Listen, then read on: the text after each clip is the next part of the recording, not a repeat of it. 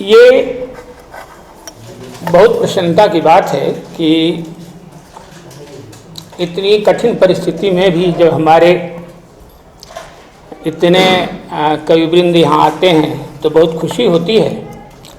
और मैं पहले भी कह चुका हूँ कई बार कि आपका प्यार, आपका स्नेह ही हमें सिखाता है।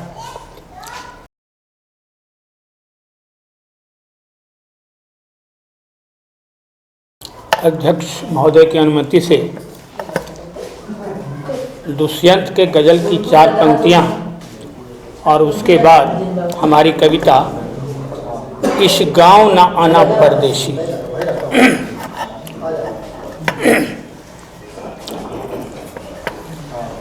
पौधे झुलस गए हैं, पौधे झुलस गए हैं, मगर एक बात है, पौधे झुलस गए, मगर एक बात है, मेरी नजर में अब भी, मेरी नजर में अब भी चमन है हरा भरा,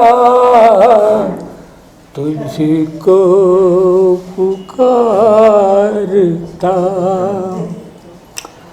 सुबह से वसुंधरा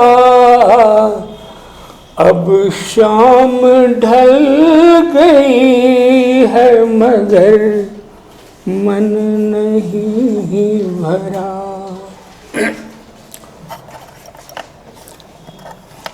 ये बहुत प्रसन्नता की बात है कि इतनी कठिन परिस्थिति में भी जब हमारे इतने कविवृंद यहाँ आते हैं तो बहुत खुशी होती है। और मैं पहले भी कह चुका हूँ कई बार कि आपका प्यार, आपका स्नेह ही हमें सिखाता है। तो इस बार की कविता मेरी एक गाना था, कुएं का ठंडा जल पीपल की छाँव रे, रुक जाओ परदेसी आज मेरे गाँव रे। वास्तव में उस समय गाँव की बहुत ये थी, लेकिन अब ऐसा बदलाव हो गया कि गांव में बारूद की आवाज़ होती है, बारूद के गंध रहते हैं। तो उसी को लेकर इस गांव ना आना परदेसी मैंने एक कविता लिखा है।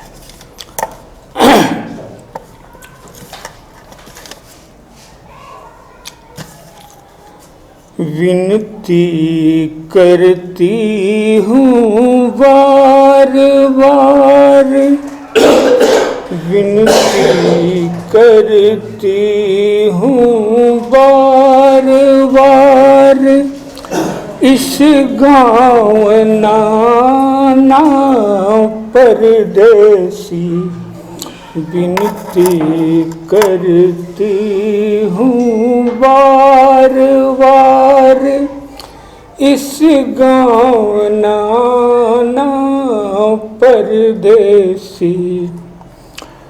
पहले तो था चौपाल यहाँ, पहले तो था चौपाल यहाँ, हर तबका था खुशहाल यहाँ। पायल की रुनझुन बजती थी, रह रह शहनाई बजती थी, पर अब अमराई सुनी है, हर ओर यहाँ वीरानी है, पर अब अमराई सुनी है, हर ओर यहाँ वीरानी है, अब रिश्ते हो गए तार तार इस गाँव नाना परदेसी, विनती करती हूँ बार बार इस गाँव नाना परदेसी।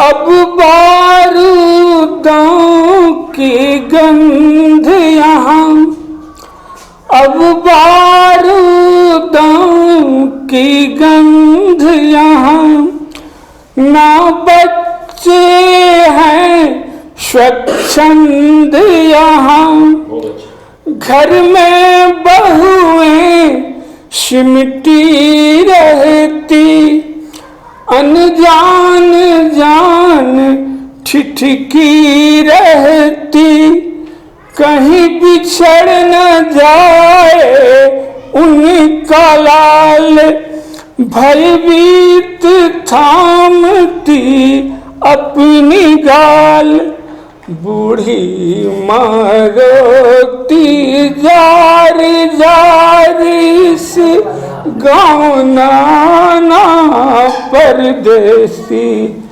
विनती है मेरी बार बार इस गाँव नाना परदेसी।